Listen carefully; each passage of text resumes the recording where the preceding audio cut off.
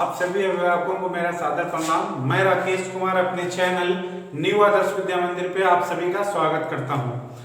आज मैं आपको टेंस का नेक्स्ट सेशन जो प्रेजेंट परफेक्ट कंटिन्यूअस टेंस का मैं ले रहा हूं वो बताऊंगा। मैंने अपने पिछले वीडियो में प्रेजेंट परफेक्ट कंटिन्यूअस टेंस का पहचान आपको काफी अच्छे से डिस्कस किया हुआ है। अगर आपको इसका पहचान को दोबारा समझना है तो आपको हमारा आज से पहले वाला वीडियो देखना पड़ेगा। तो आज बिना समय गवाए मैं प्रेजेंट परफेक्ट कंटिन्यूअस टेंस का अफर्मेटिव सेंटेंस स्टार्ट कर रहा हूं। सबसे पहले इसका स्ट्रक्चर लिखते हैं। सब्जेक्ट, उसके बाद हैज या have, next been, very important, been, उसके बाद मेन वर्ब में आईएनजी आपको लगाना है। फिर नेक्स्ट ऑब्जेक्ट,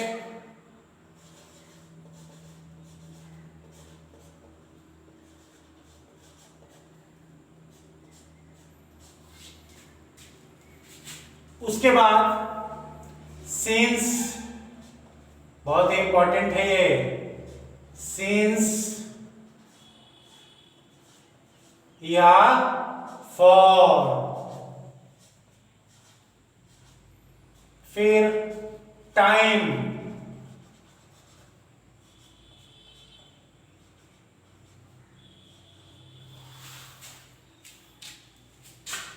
यहां पे मैं एक चीज भूल गया, ऑब्जेक्ट के बाद अदर वर्ड्स आपको यहीं पे लगाने हैं, तब सिंस या फॉर लगाना है, अदर वर्ड्स। उसके बाद टाइम। ये आपका स्ट्रक्चर है प्रेजेंट परफेक्ट कंटिन्यूअस टेंस का, अफर्मेटिव सेंटेंस का। मैंने आपको एग्जांपल कल भी एक लिया था, अच्छे से समझाया था पहचान, पर फिर भी मैं एग्जांपल यहां ले रहा हूं। राम 2 महीने से यहां रह रहा है।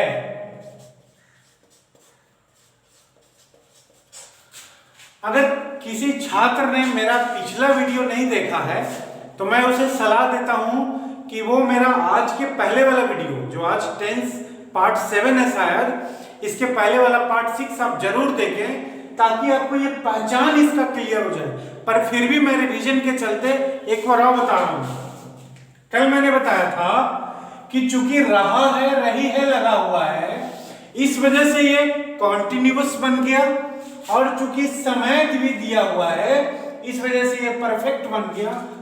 दोनों को मिला के ये प्रेजेंट परफेक्ट कॉन्टिन्यूअस बना। अगर इसको इस रूल से बनाएं तो क्या बनेगा, कैसे बनेगा? सबसे पहले सब्जेक्ट। सब्जेक्ट तो एज यूजुअल आपको मालूम है, राम। उसके बाद हैज या हैव। अब आपको टेंस के ही जो मैंने वीडियोज बनाए हैं उसमें मैंने जो फर्स्ट प्रेजेंट परफेक्ट वाला जो सेशन लिया था उसमें बताया हैज हैव का प्रयोग। तो मैं वापस उतना समय नहीं लूंगा, पर फिर भी एक बार तो बताना पड़ेगा आपको। हैज का प्रयोग केवल सिंगुलर नाउन के साथ किया जाता है और हैव का प्रयोग प्लूरल नाउन के साथ। हैव का प्रयोग आई के साथ भी होता है, चाहे सिंगुलर हो चाहे प्लूरल, और यू के साथ भी होता है, चाहे सिंगुलर हो चाहे प्लूरल। अब देखिए, राम एक सिंगुलर नाउन है, एक वचन है, एक लड़के का बोध हो रहा है, तो इसके साथ हैज लगेगा। राम हैज, और बीन तो सभी में लगाना है, राम हैज बीन। नेक्स्ट है मेन वर्ब। मेन वर्ब मुख्य क्रिया। यहां पे क्रिया क्या है? रहना। काम यहां पे हो रहा है रहने का। इसका मतलब रहने का होता है लीव, और लीव में आईएनजी जोड़ देंगे तो लिविंग। चूंकि हमने यहां पे लिखा है मेन वर्ब में क्या लगाना है? ING. Ram has been living. उसके बाद हमने लिखा है ऑब्जेक्ट और अदर वर्ड, OW यहां पे मैंने लिखा है। तो यहां पे राम हैज बीन लिविंग, उसके बाद other word, object other word के बाद है सिंस फॉर। तो पहले ऑब्जेक्ट देखिए, 2 महीना तो समय है, 2 महीना क्या है, समय है, इसे तो बाद में लिखना है। सिंस फॉर तो बाद में लिखना है, पहले ऑब्जेक्ट। यहां Ram has been living here, अब सिंस और फॉर की बात करेंगे। क्योंकि मैंने सब्जेक्ट लिख दिया, हैज या हैव लिख दिया, बीन लिख दिया, मेन वर्ब में आईएनजी लगा दिया, ऑब्जेक्ट लिख दिया, अब सिंस या फॉर लिखना है, जो कि मेन है यहां पे समझने वाली बात कि सिंस किस में लगाएंगे और फॉर किस में लगाएंगे।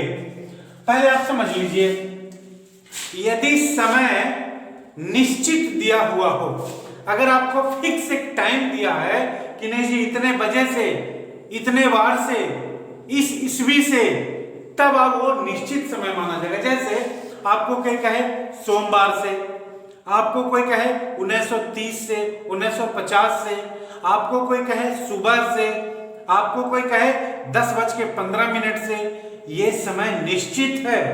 और अगर आपको कोई कहे 10 मिनट से, अगर आपको कोई कहे 2 महीने से, अगर आपको कोई कहे 20 वर्ष से, तो ये समय अनिश्चित है। क्यों? अगर 10 मिनट से कहा तो कब, 10 मिनट मतलब कितने बजे से, आपको पता नहीं चल रहा है ना। आपको कोई कहे 2 महीने से, 3 महीने से, तो मतलब कौन महीना से, ये तो आपको उसने बोला नहीं। इसका मतलब ये अनिश्चित हो गया। और जिसमें समय निश्चित दिया हो वो निश्चित है, तो जिसमें निश्चित समय हो उसमें सिंस का प्रयोग करेंगे, और जिसमें समय अनिश्चित हो उसमें हम लोग फॉर का प्रयोग करेंगे। ये इंपॉर्टेंट है।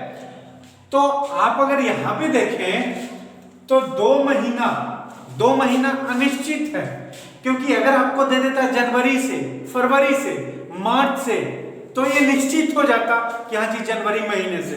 2 महीने मतलब कौन महीना, इसका मतलब ये समय अनिश्चित है, इसलिए यहां पे हम लोग फॉर का प्रयोग करेंगे। तो नेक्स्ट सिंस या फॉर में से हम लोग ने क्या लगाया, फॉर लगा दिया। उसके बाद टाइम माने समय, समय कितना दे ले है, 2 महीना मतलब 2 मंथ्स। बहुत ही आसान था। Ram has been living here for 2 months. बहुत ही आसान शब्दों में मैंने आपको समझाया।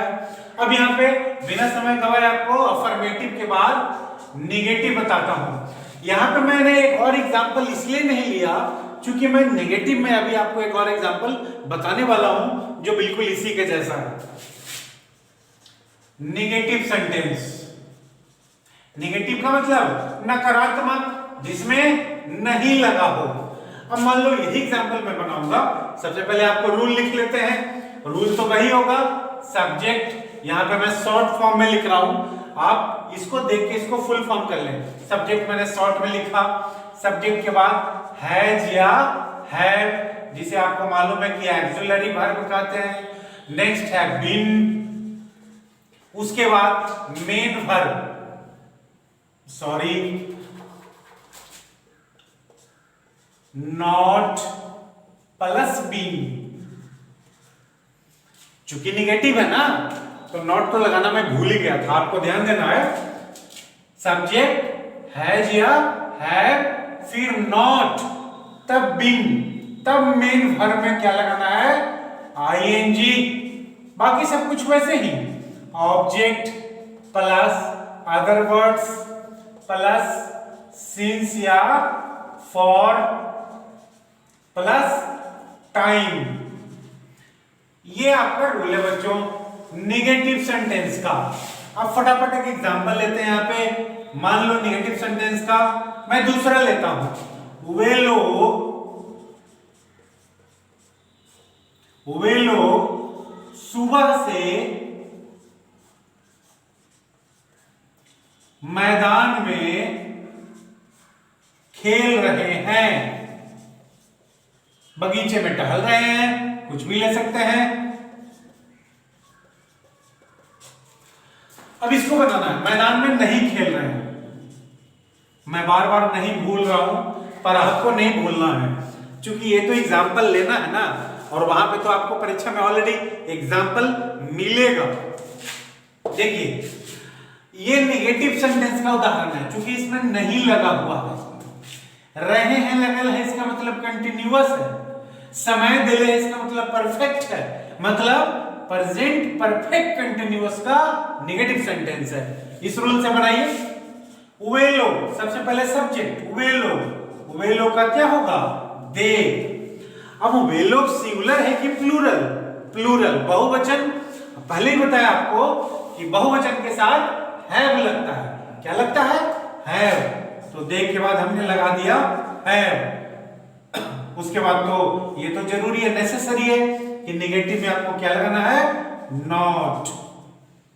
बीन तो सभी में लगाना है। They have not been. उसके बाद मेन वर्ब, क्रिया, मुख्य क्रिया, खेलना। खेलना का प्ले, और प्ले में क्या लगाना है जी? आईएनजी। होशियार हो ना, आईएनजी लगाया। They have not been playing object, मैदान में।